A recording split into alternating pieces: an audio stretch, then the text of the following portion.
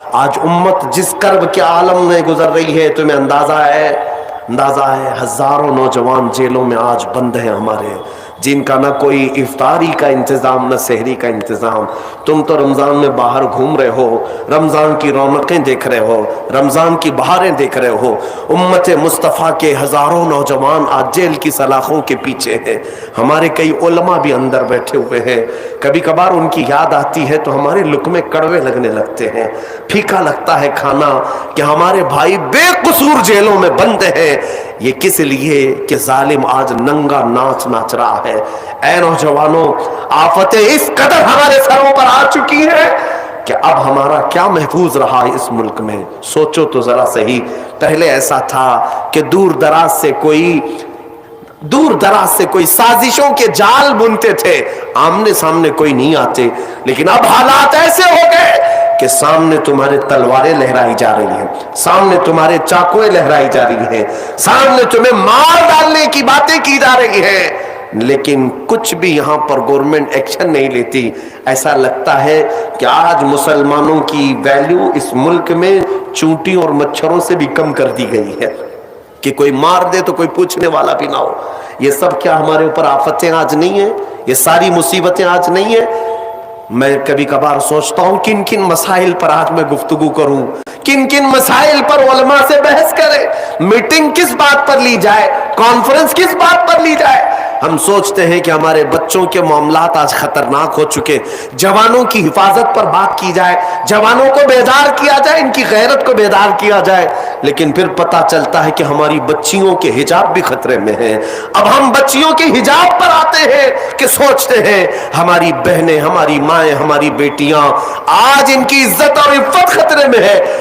ہم ان کی بات کرنے ہی لگتے ہیں کہ اللہ رب العزت کی طرف پکارنے والی اذانیں بھی خطرے میں لگتی ہیں۔ اذانوں کے بھی ہزاروں دشمن ہیں، ایک نہیں ہزاروں۔ اذان کو تنقید کا نشانہ، اذانوں کے بارے میں بات کی جائے، مدارس اسلامیہ خطرے میں ہے، مدارس پر بات کی جائے، ان مولویوں کی داڑیاں ٹوپیاں خطرے میں ہیں۔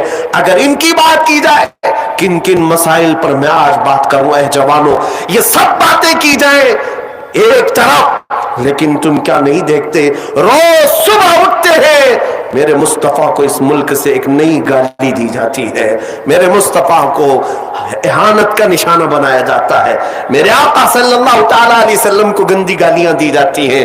ہم کروڑوں کی تعداد میں آج آزمائش کے شکار ہیں، آج ہم ایسی آزمائش میں مبتلا ہیں، لیکن مجھے درد اس بات کا ہوتا ہے کہ پھر جس کے گھر پر اتنی مصیبتیں اتری ہو، اس گھر کا بچہ رات بھر پب جی کھیلنے میں مصروف ہے، اس گھر کا بچہ جس کی ماں کی عزتیں بازار میں لوٹی جا رہی ہے، یہ نوجوان آج نکڑ پر بیٹھ کر کے عیاشی میں مصروف ہے، اور تمہارے گھروں سے دھواں اٹھ رہا ہے، اور تم کہہ رہے ہو ابھی ساون کا بادل آیا ہے۔ تم سمجھ رہے ہو کہ ساون ہے؟ ہمارے گھر آج پھونک دیے جانے والے ہیں، بچوں کی زندگیاں خطرے میں، بچیوں کا حجاب خطرے میں، ہماری ماؤں کی چادریں خطرے میں، ہماری مسجدوں سے برسوں سے گونجنے والی اذانیں آج خطرے میں۔ بلکہ کبھی کبھار ہم راستے سے گزرتے ہیں، میں حسرت سے ان میناروں کو دیکھتا ہوں جو مسجدوں کے ہیں، وہ مینار پکار رہے ہیں اے جوان آ جا، اگر تو آج نہیں آیا تو کل انہیں بھی گرا دیا جائے گا، انہیں بھی زمین بوس کر دیا جائے گا۔ کیا تم نہیں دیکھتے ان اونچے اونچے میناروں پر جو عظمت اسلام بلند کر رہے ہیں؟ یہ مسجدوں کے مینارے شو کے لیے نہیں لگائے جاتے، اسلام کی شان و شوکت بلند کر رہے ہوتے ہیں، لیکن ان میناروں پر آج جس طرح کے بھگوے جھنڈے لہرا کر تمہاری غیرت کو جھنجھوڑا جا رہا ہے۔ اے نوجوانوں، کیا یہ سونے کا وقت ہے؟ کیا یہ عیاشی کا وقت ہے؟ کیا یہ عورتوں کے حسن میں دام فریب میں پھنسنے کا وقت ہے؟ کیا یہ پورے موبائل انٹرنیٹ پر اپنی جوانی کو برباد کرنے کا وقت ہے؟ نہیں ہے نوجوانوں، تمہیں جواب دینا ہوگا۔ میرے مصطفیٰ کریم کی غیرت مند امت ہو تم، کل قیامت کے دن اگر تم سے پکڑ کر وہ بچیاں پوچھے کہ ہمارے حجاب چھینے جا رہے تھے، ہمارے دوپٹے خطرے میں تھے، اے جوان تجھے اللہ نے طاقت دی تھی، تجھے جوانی دی تھی، کیا تو اپنی بہن کی عزت کے لیے آواز تک نہیں اٹھا سکتا تھا؟ اس وقت تمہارے پاس جواب کیا ہوگا؟ اے غیرت مند جوانوں، اٹھو نہیں تیرا نشیمن قصر سلطانی کے گنبد پر، تو شاہین ہے بسیرا کر پہاڑوں کی چٹانوں میں۔ اقبال نے بہت پہلے کہا تھا نہ سنبھلو گے تو مٹ جاؤ گے اے ہندی مسلمانوں، تمہاری داستان تک نہ ہوگی داستانوں میں۔ آج پلٹ آنے کا دن ہے، آج واپس آنے کا دن ہے۔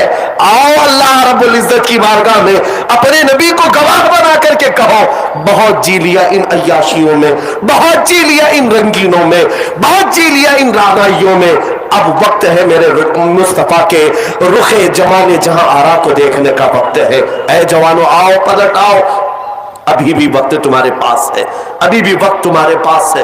میں تمہیں صحابہ کی چند باتیں جو تحفظ ناموس رسالت کا جذبہ بیدار کرتی ہیں، دو چند باتیں عرض کر کے اپنی گفتگو کو تمہارے پاس لاتا ہوں۔ تم آج بجلیاں گرے، ابر چھا جائے، آسمان سے طوفان برس پڑے، تب بھی تمہارے کان نہیں اٹھتے۔ صحابہ کا حال تو ایسا تھا، صحابہ کا حال۔ حضرت سعد بن معاذ، حضرت سعد بن معاذ مدینے کے صحابی ہیں، بہت پہلے ایمان لائے تھے، ابھی حضور ہجرت بھی نہیں کیے تھے۔ مدینے سے مکہ آ کر میرے آقا کے ہاتھ پر ہاتھ دے کر بیعت بھی کیے تھے اور ایمان بھی لائے تھے۔ مدینے چلے گئے واپس، لوگوں میں ایمان کی دولت بانٹ رہے تھے، اسلام پھیلا رہے تھے۔ لیکن وہ وقت بھی آیا جب مکہ کے ظالموں نے میرے آقا صلی اللہ علیہ وسلم کا سوشل بائیکاٹ کیا تھا، ایسا بائیکاٹ کیا تھا کہ حضور پاک کے پورے خاندان کو شعب ابی طالب، ایک گھاٹی ہے پہاڑیوں کے بیچ میں رہنا پڑا۔ کتنے دن؟ 2-3 دن نہیں، میرے مصطفیٰ نے 3 سال گزارے، 3 سال۔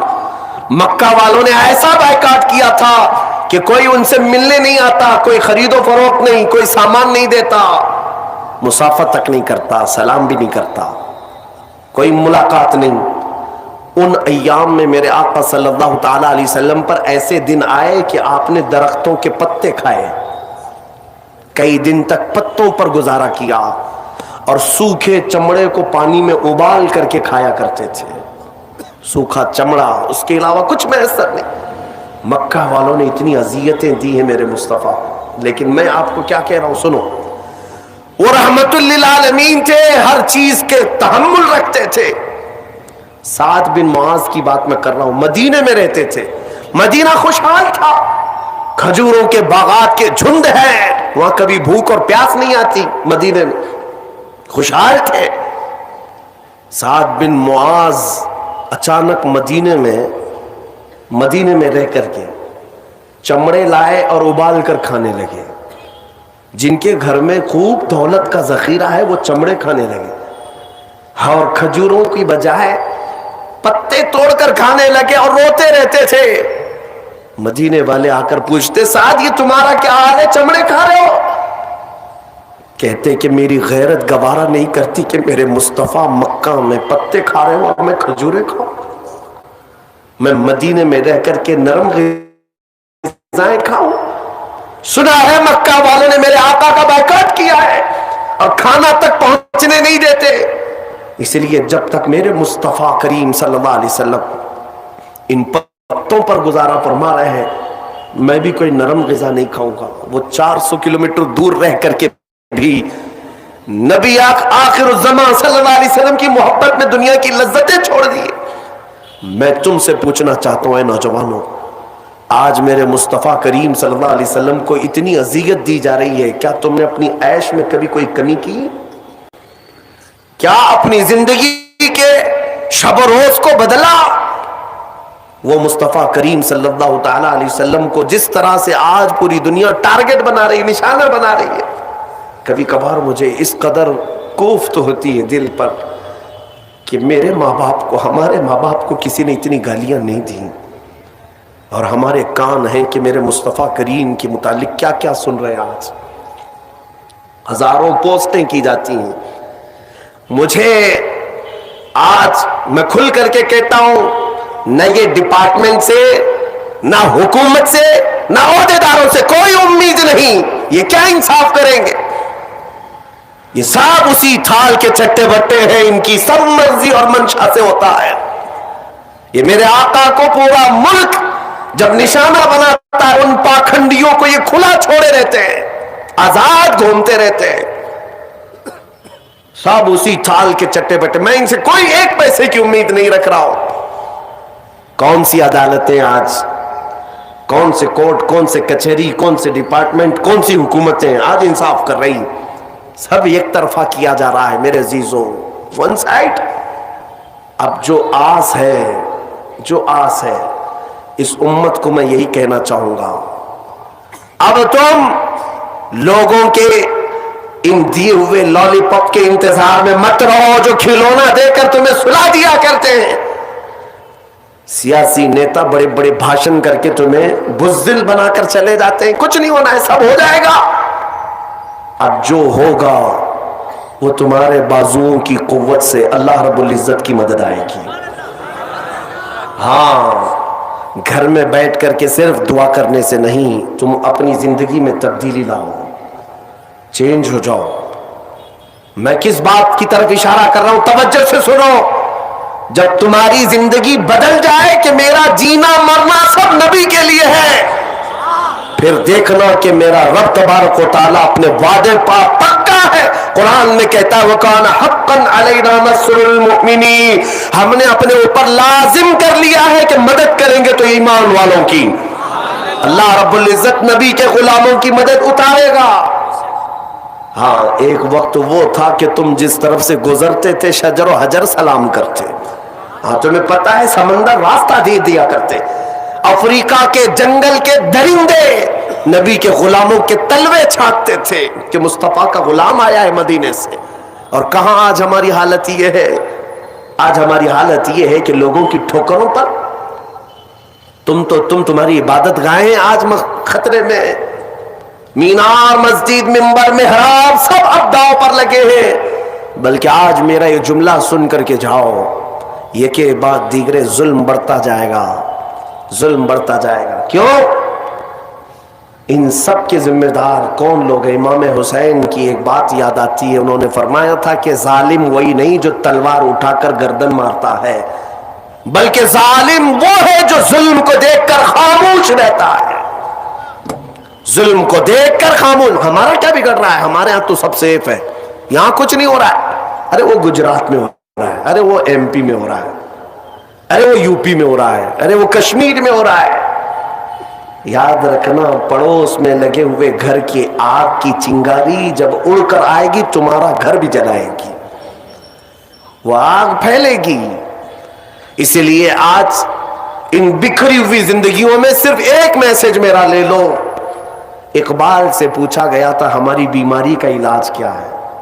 उन्होंने कहा था पहले ये तो मालूम कर ले कि बीमारी है क्या, बीमारी का इलाज बाद में, ये मालूम कर ले कि बीमारी क्या है।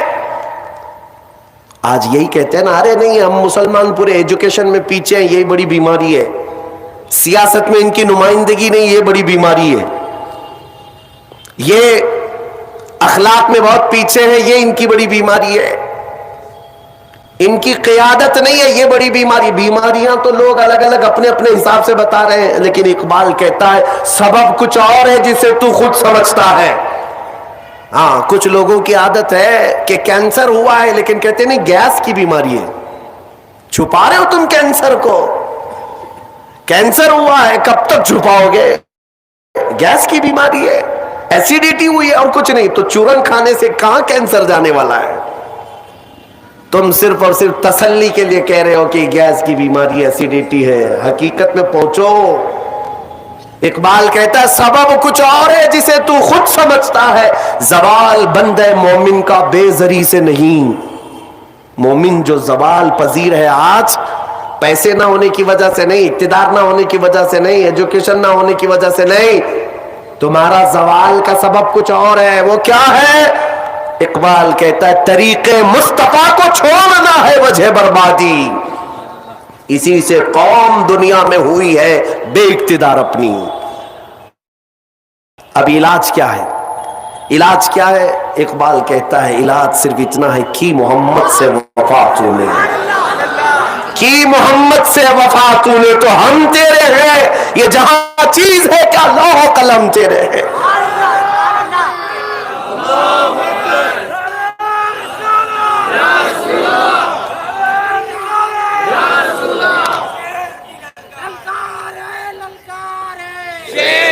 مجاہد ملت